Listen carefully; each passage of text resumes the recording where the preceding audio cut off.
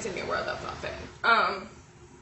I was telling the Lord, I was like, no matter how much I want to, you know, especially like everything that God's taught me about marriage and everything He's taught me about relationships, like He's taught me all this stuff on sexual intimacy and how you got to be vulnerable and you got to be open and all this different stuff. And for some reason in relationships, and this goes back to like teenage relationships, I've noticed that, like, you know, when I think back on it, I've never really been able to be open with the guys I was in a relationship with.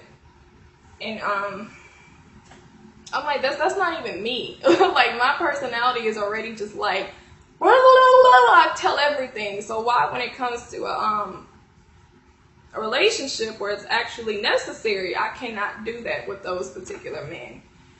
And the Lord, which He just pointed out to me, He said, you do the same thing with me. And when I really just kind of started meditating on what the Lord had told me, and I was like, you know what, that's true. Because for some reason, it seems like no matter how much I love God, or how much I really want to be used by God, like I really want Him to go, like I want to be a martyr for Christ. Like that's just my heart's desire, you know. I want to be intimate with Him. And I was just pouring out my heart to God that day, and I was like, Lord, how do you feel about me? You know, is there anything that you don't like about me? And because I consider Jesus my spiritual husband, you know, and the Father, I'm so intimate with Him. It's like I love Him, and He was like letting me see, even while I was telling Him all those things, there was a wall up. And He was showing me that it's like the same thing that you do with these men is the same thing that you do with me. And until you get this taken care of with me, you're not going to be able to do that with those men. And I started crying because I'm like, what is it? I don't know what it is. Like, I'm gonna have to fast and like pray and ask God like to reveal to me what is it in me that puts this wall up, you know. And so far He just told me it's just self-rejection for the most part. That's what the Lord told me. He said it's self-rejection because it doesn't matter like how much knowledge you have from me or how close we are, me and God speaking, how close we are, how much He shares with me. And how much I want to be so close to God, like I want to be in His heart. That's the closest you can get to someone. I want to be completely one with Christ. He said, yet and still, there's certain things that you do and certain patterns that you continue because of that wall that's up. And He told me that wall is self-rejection. So you can have all these great things, but if you don't believe that I really love you, if you don't feel like you're good enough to be a woman of God, or you don't feel like you're good enough, you know, just anything, just God's acceptance of you, period, in your rawest form, you know, that alone is going to put a wall up with anybody, because you don't receive, you don't accept yourself, you don't love yourself. So God can give me like ample encounters with Him, you know, showing me how much He loves me. I've had 2 encounters with Jesus so far. My second one was the most beautiful one, where I could really feel God's love for me. I mean, it was very passionate. It was so beautiful. It just melted everything off, you know.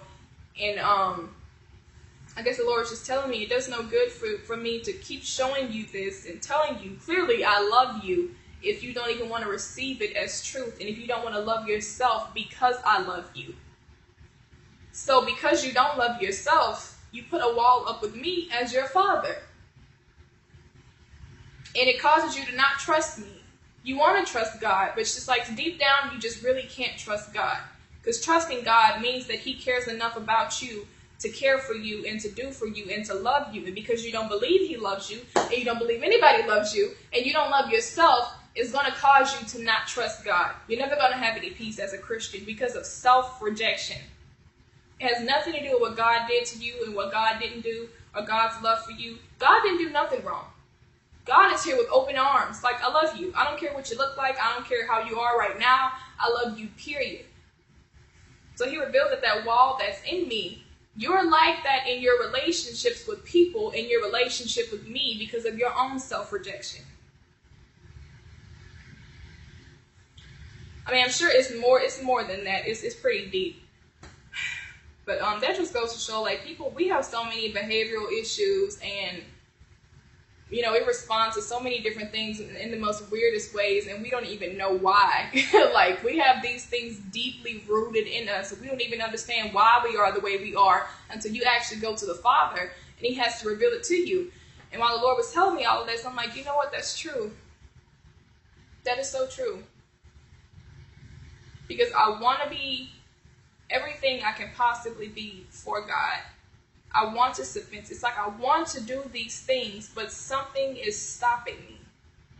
I want to be open with my husband. I want to talk to him. I want to be his best friend. I want to do all of this different. I want him to see the real me, in my rawest form. But something is stopping me.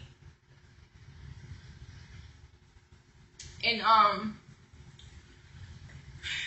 it is a combination of self-rejection and fear. But all of these things, self-rejection and fear, is rooted in unbelief.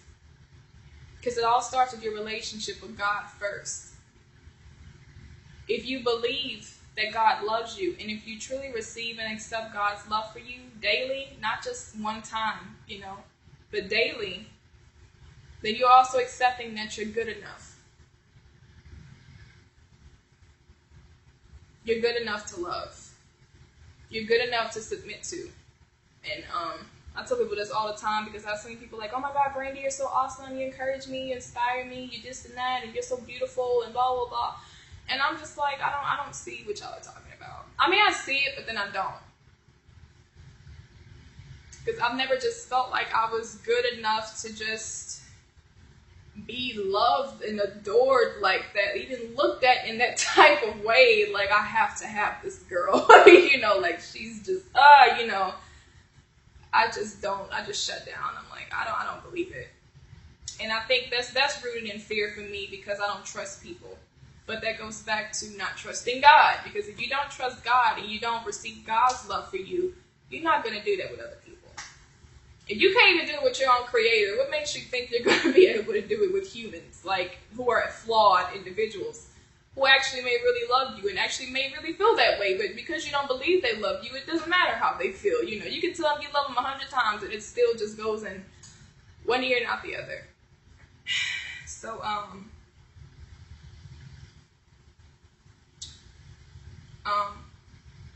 and this is all connected to sin, because you don't trust God, and no matter how much you want to serve Him and love Him, and just, He can see that. That's why He has mercy upon you. It's different from somebody who's just being a rebellious Christian. And then there's you or me, who you want to do all these things for God, and it's clear He can see your heart. Like, she does love me, clearly. She does want to serve me. She does want to be rid of all these things, but what's stopping her is her self-rejection. She doesn't receive that I've already received her.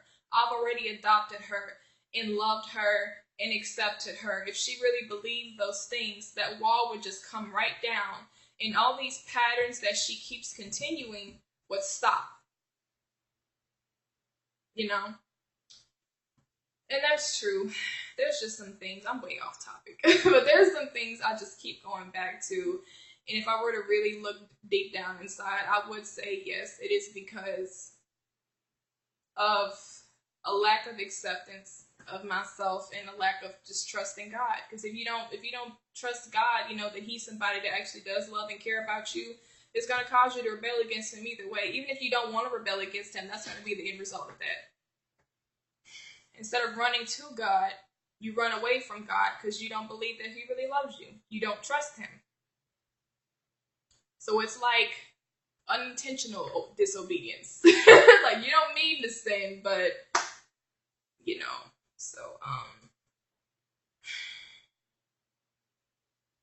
So He just told me that a few nights ago, so that's something I'm in the process of working on, and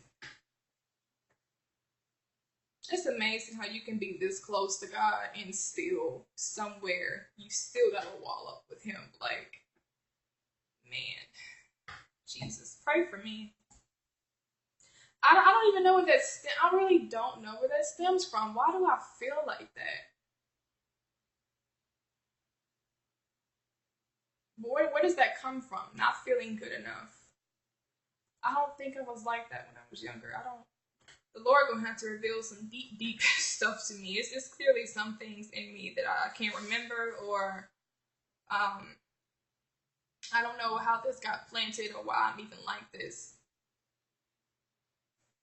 So it's definitely some healing that needs to take place. And like I was saying, when it comes to sin and the love of God, it's all connected, because obeying God is not works. Obedience is not, it's not a works type thing. Your obedience is a manifestation of you receiving God's love for you. When I had my encounter with Jesus, everything, I had like secular music on my playlist at that time. And when I just felt Christ's love, I didn't want darkness. It wasn't like, oh, I got to put this away. It came off naturally because of God's love. God's love is what starts that domino effect of sinful activity and habits and patterns in your life. He knocks all that down. The love of God is enough. You don't need no works. So, I think truthfully, we don't like to let our guards down with God either. Because a part of letting your guard down with the Father is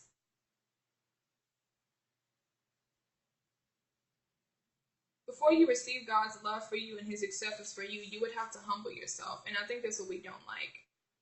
Making ourselves vulnerable to God. This is why you can't receive God's love for you, because you don't want to make yourself vulnerable to him. Even though he already knows you and sees you and understands everything about you, there's still a part of you that does not want to make yourself vulnerable to the Lord willingly. You know.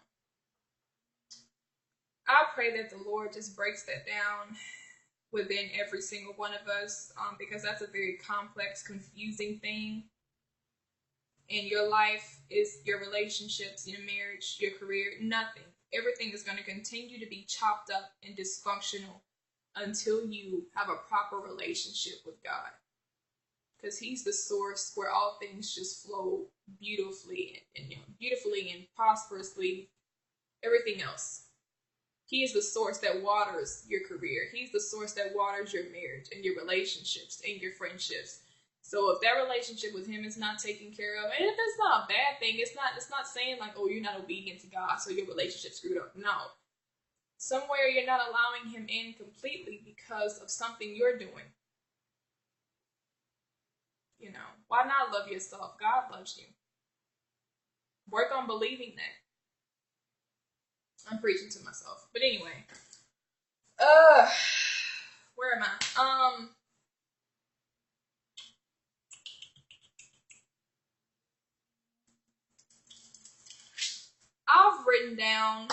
I've talked about my experiences with married men. I'm going to talk about that. But I've written down here a husband's standard from God on how to love his wife. One thing I put down is respect. I have had some encounters with married men, especially when I was heavily under that Jezebel spirit. I used to flirt with a lot of married guys, and they were Christian men, and unfortunately, I have to say, they flirted back with me. And this is why I said, things can start off really pure. You can start off really innocent. You can have innocent motives. You can have pure motives. Oh, in the beginning, oh, you're just my brother in the Lord, and she's just my sister, and they're just counseling you, and they're that little shoulder for you to cry on and stuff.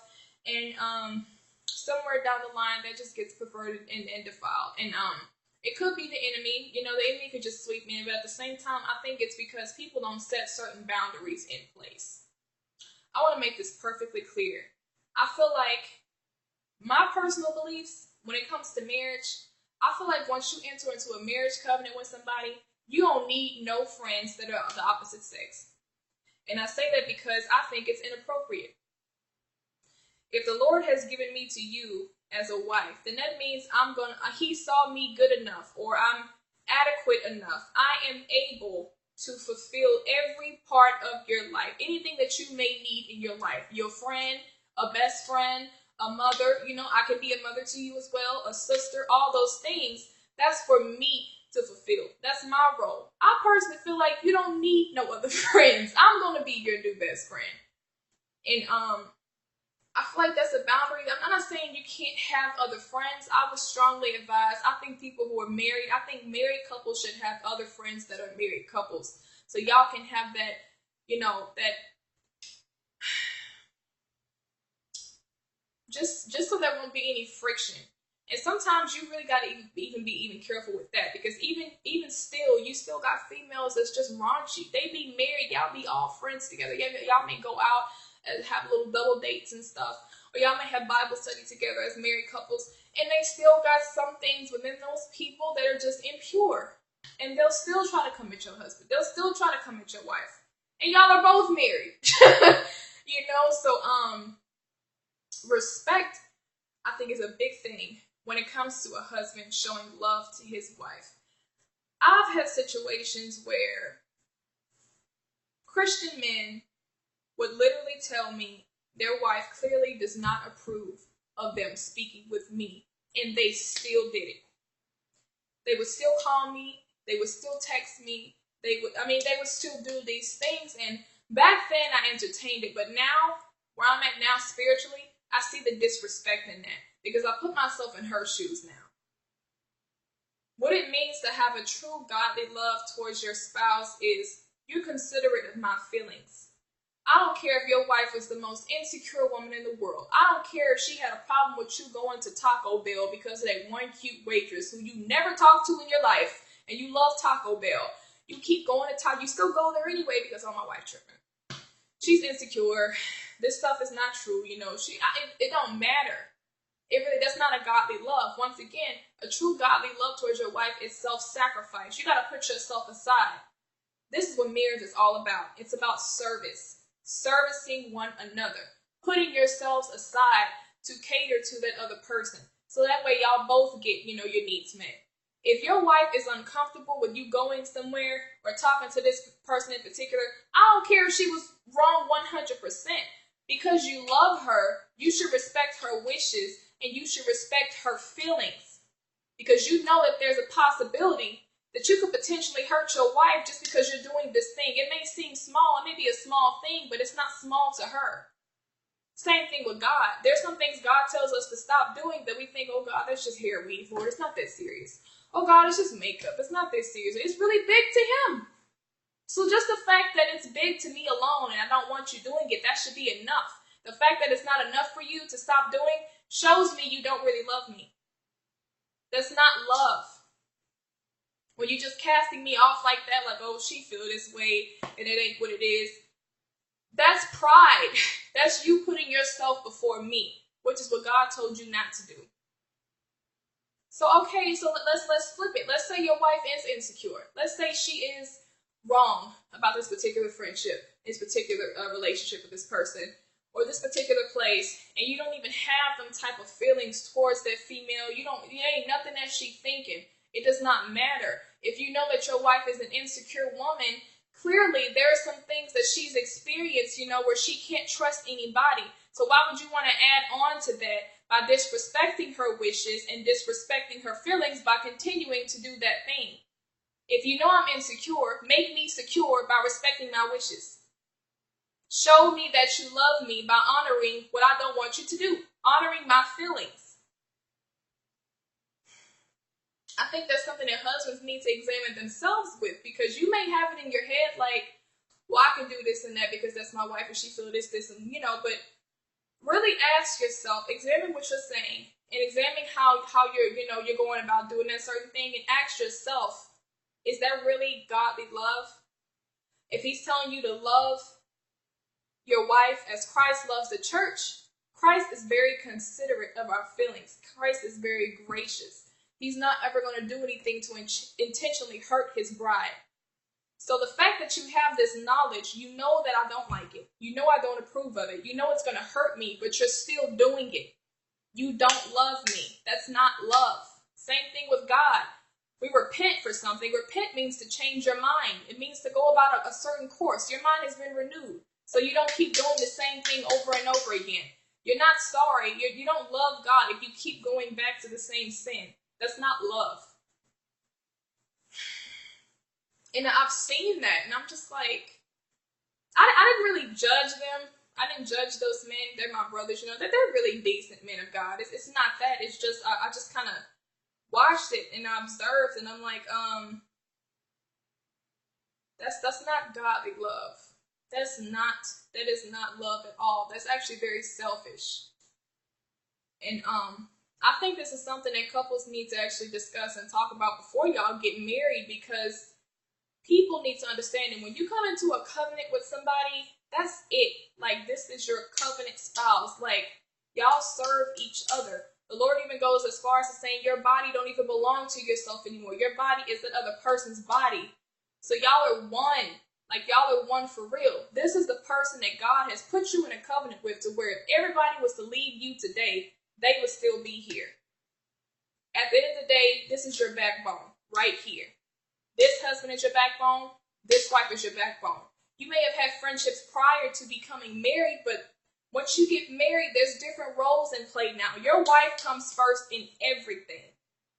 I don't care if you get lonely and you want to talk to other sisters in the Lord. I don't care if you get sad or you feel like you need counsel, you need advice from other brothers in the Lord, so you don't talk to your husband. Instead of going to your husband, instead of going with your husband in prayer to the Father and fasting, and y'all practice seeking God together, you run to another brother in Christ to get those things, and you know that's going to make your husband feel insecure, because you're showing him, you don't think I'm good enough. You don't think I'm good enough to help you with this particular thing. Like, give me a chance. Let's go seek God together about it. I think stuff like that, even if the relationship is pure, I think it's completely out of order. I think it's inappropriate, because God has already given you somebody for those things. If the things that you're looking for are not instilled in them yet, well, ask God to put it in them. You know? God, I can't talk to my wife about things like this or spiritual things. She don't really understand, so let me go over here. No, you don't go over nowhere. I think that is entirely disrespectful. On, like, to the umpteenth power, that is disrespectful. You do not, by any circumstances or any means, ever do that. You are violating your own contract. I'm not your wife. That person is not your husband. So you keep running back to them for, for whatever self-fulfillment that you feel like you need, that you can't get from your own wife and from your own husband. You need to take care of that with the Lord, with something that's within yourself. You are intentionally, secretly hurting someone, especially if they don't know about it. That's oh God. Woo! I mean, men, it's not just men. I don't want to put y'all like that. It's women too, but I think in most cases it really does just stem from true ignorance. Maybe we really don't know what true godly love is, or how to really demonstrate it in our marriages. Or sometimes we just think it may not do as much damage. But I'm here to tell you, I ain't even married yet, and God has taught me all this stuff. That is disrespectful. And I'm sure, even if I wasn't insecure before, that would make me feel insecure, because I'm gonna look at that like, what is it about her that you have to go to her and talk to her that you can't talk about with me? It's gonna make me feel like I'm not good enough for you. I'm the one here washing your clothes, ironing your clothes, cooking for you, jumping on top of you, letting you hop on me until you get, what you need. I'm doing all of this, and you still don't see me good enough to go talk to somebody else who's not even in this. I don't even know this person, and you're talking to them. Same thing for the wives. Men may be more masculine than us, but actually we're very similar when it comes to, feeling certain things and insecurity and emotions and stuff like that. Men feel more rejected than women do. They just show it in a different way. That's something that needs to be clarified. When you're in a covenant with somebody, there ain't nothing that no other woman, no other man can give you, counsel you, talk to you about that I can't help you with. If you feel like I'm not good enough in that area, well, we need to work towards that together. We need to seek God together until I become what you feel like you need. Because that's a problem. Now, some Christians, they may be okay with that. Maybe y'all got Christian friends, married friends, You don't have a problem with your wife talking to this person or your husband talking to this person. That's you. It ain't me. I personally feel like this. I believe in God-ordained relationships. That means I believe in God-ordained marriages and God-ordained friendships. If God is going to send somebody into my life that's a brother in Christ who's supposed to minister to me, my husband will be there with me. And that may be the only friendships that I welcome into my circle because God sent these people. And I know that they don't have ulterior motives. Instead of me running to somebody else, God sent someone else to us. So respect, where is the respect at? Respect my feelings. When it comes to a husband, how Christ tells a husband to love his wife. Respect her feelings. It does not matter if she's wrong or if she's just behaving, she's kind of overreacting. She may be overreacting. It doesn't matter, but because you love her, your first duty is her. Everybody else is on the back burner. Your family, your friends, all of the extra mess. Everything. You're putting all of these people aside to please her. That is your duty. That is what the word of God says right there. That is your rib. That's your covenant spouse. She comes first before everybody. You don't have a covenant with your friends. You got a covenant with her. So respect her feelings. And be considerate of her feelings. Some men, they do this stuff, but if the roles were, switched or the situation was flipped, y'all would feel disrespected if we was constantly running to another man to get something that, we should be going to you for. Wouldn't you feel I don't even know if it's a word, demasculinized? You would feel kind of short, You would feel a little low, Like, what else is she going to him for? External relationships, no. If your spouse does not approve, and this is so big, let me say this. Listen to me when I say this. If your spouse does not approve of a particular relationship that you have with somebody, respect that and cut it off. Now, God may have revealed to your spouse something about that person that they may have not shared with you, that they know about that particular individual and they don't trust that person, so they don't want you mingling with them. Okay? Or sometimes it may not even be that. Maybe they just uncomfortable. Maybe they don't like that person. Maybe they just don't like the person, period, They just don't want you talking to them. Are you going to say, well, you tripping. Ain't nothing wrong with this. You just got issues with everybody I talk to. I'm not. No. That is your wife. I don't care how irrational she's being. That's your wife.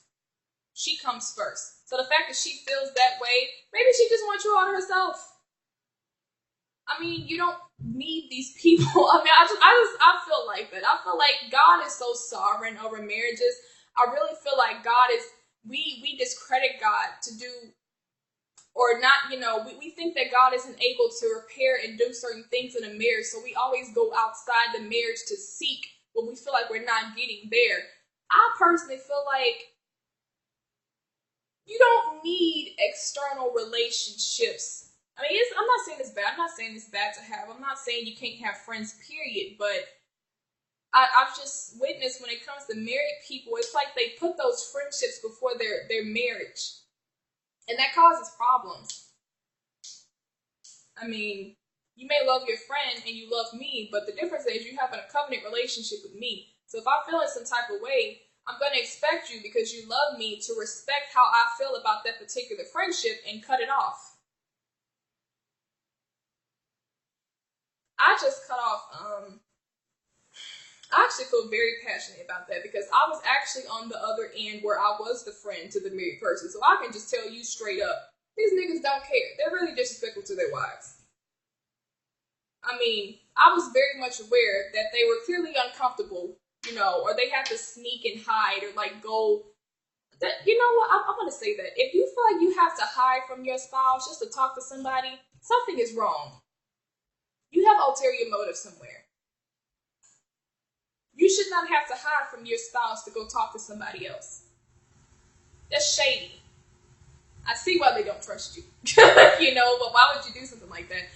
But I just cut off 2 brothers in Christ because, and these were good friends.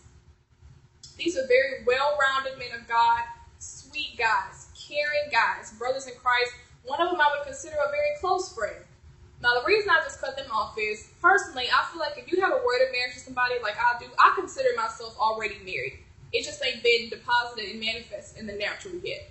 But the way God been dealing with me about this situation, in God's eyes, I'm already married.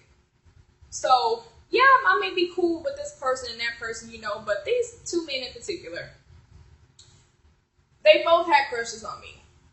They both admitted to actually having, romantic feelings towards me, and they like me. And honestly, I try to dodge stuff like that. But then, God is always speaking to me about people who are in my life. So God did reveal some things personally to me about those two men in particular. And it would be manifested in their conversations with me, but they would do it discreetly. And now, I may ignore it. I don't always tell people what God tells me about them, because I feel like they just cause us problems. And some things God just tells you for you to know. So I would discern that with those particular friendships with those guys. I wouldn't tell them anything, but they would still try to come at me like that. One friend actually asked me to marry him recently. Now, I think it's very sweet. I get the gesture. I get that you like my personality. You like this, blah, blah, blah. Oh, you're attractive. All that extra stuff. I feel like this. If you watch my YouTube channel a lot and you know that as a friend, I've been confiding in you about my word of marriage. My word of marriage. My word of marriage. When I talk about my husband to people, I don't even say his name all the time. I say my husband. So the fact that I was still doing this and confiding in you, that's why I said boundaries need to be set when it comes to having friendships with the opposite sex. They still try to come at me on a whole different, people just need to learn how to stay in their lane. Whether you were joking about asking me to marry you or not, I still feel like it was disrespectful, because I've been sitting here for hours telling you about someone who I clearly care about, I clearly love, who God has actually ordained for me to be with this person. So now you're not just disrespecting me, you're disrespecting God by even making a joke like that. I cut him off. Quick, simple, short. The other guy, which he did it so many times. I mean, the discernment was just incredible. I just kept ignoring it. I kept ignoring it and ignoring it and ignoring it, and he just kept doing it. So I guess God just put the icing on the cake. This person recently went to a complete stranger. I don't know if she's a woman of God or a man of God. Talked to them about my word of marriage and told me they did it to help me.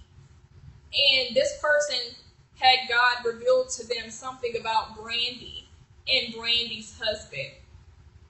God forgive me, I'm not trying to defile this message, but my first thought was, who the hell are you to go tell, as a friend, to go tell somebody I don't even know? I may talk about my word of marriage on camera, but I choose, what I do and don't share. As a friend, I may have confided in you some things that I don't share on camera. So who the hell are you to go tell somebody I don't even know, some woman of God, and she got a word for me, she has a gift to hear from God? That's not a gift. Any one of God's children can hear from him. I don't need nobody to hear God for me. I hear him perfectly, loud and clear.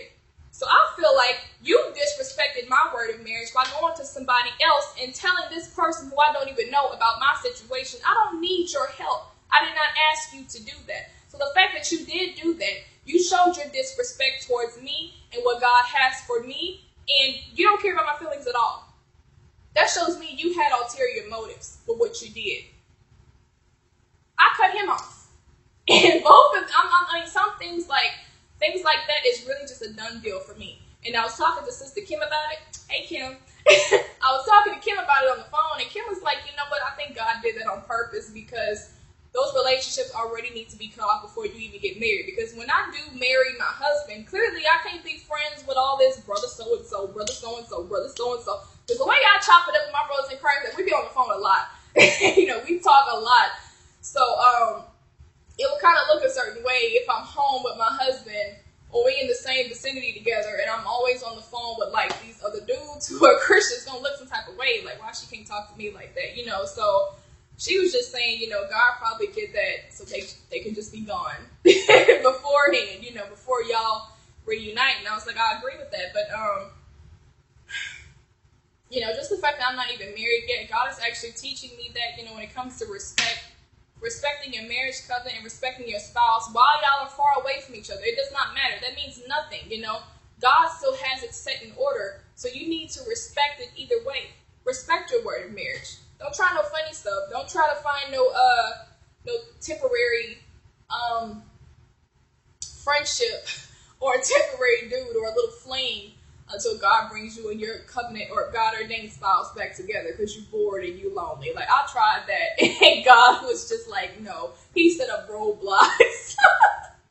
I mean, he set up so many roadblocks. Like, no, man. And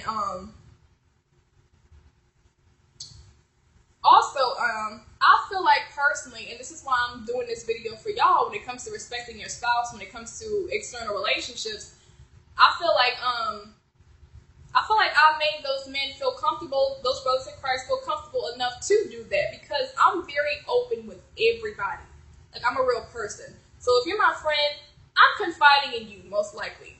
You know, I'm telling you how I really feel. This is how I feel, bro, you know, and I wish it was like this, blase, blase, blase. You know, we chopping up on the phone. These men, they probably feel like, wow, she's so intimate with me. She's so open and honest with me about her feelings. They feel like that's a gateway for them to come. It's like, no, nigga, there's not no gateway for you. I was just talking to you as a friend. So it's like, even when you friends with like the opposite sex, somewhere, it's in every situation. Somewhere there's some type of like, they got a crush on you or they thought about it before, they not saying nothing. That's the kind of stuff that you want to cut off before it can go any further. The fact that you thought like that towards me, that's still there somewhere in you. I don't care what nobody say. It's there somewhere. Another thing I don't agree with, I do not agree with people being friends with people they used to date. No. But I say that because I was confiding in those guys as my friends. I was opening up to them a lot. And some men can take that as they feel like they have a certain position in your life now because you're being that open with them, which is what I was doing with those particular brothers in Christ, and they crossed the line. So they may feel like it's a Jezebel spirit because I cut them off and I hurt their little feelings. Honey, you can call it whatever you want to call it. As long as you receive it as a diss and we're not friends anymore, that's all I want. I want you to understand you're not going to disrespect me and what God has for me by doing certain things, and you're not going to cross boundaries that I didn't tell you that you could cross. I'm sorry if I made you feel like you could, but no. So no, that's something you need to be careful of, ladies. If you are a married Christian woman and you got a friend that your husband don't know about, or he does know about, and you're still more open with this person than your husband, something is wrong with that. And if your spouse don't care, something is wrong with him somewhere. Because I just feel like, no, that's completely inappropriate and it's out of order. That should not be going down. So, yeah, I put respect, external relationships, feelings, respecting feelings, and how much is too much. You got to be very, very discerning when it comes to external relationships in your marriage. Everybody that your husband or your wife is friends with, ask the Lord about them. The Lord will expose these people to you. He's already done it with me. And y'all have that discussion. When the Lord leads you to, ask the Lord to soften his heart and to open up his mind and his heart, to hear you out. And of course, if they don't want to listen, if they don't want to respect your wishes, prayer changes everything, honey. God can remove those people for you. Hallelujah. So you don't want to stop talking to her? You don't want to stop talking to him? Okay. One prayer up. That's all it takes. God is going to break that relationship up. And I can make them be gone forever. Trying to do it the nice way by telling you how I feel. You still don't want to respect my feelings. So let me pray about it. God can chop it up in a way that I never could. Okay. This video may end. I'm just going to... When I come back, I'm going to be touching on patience. When it comes to the standard that God gives husbands on how to love their Christian wives, I was saying how you need to jot down characteristics of Christ to study how should I love my wife. So I put respect, patience, grace, honor, faithfulness, long-suffering, and this is stuff that I have to go over, but I don't have enough room on my memory card, so I will do that when I come back. Goodbye.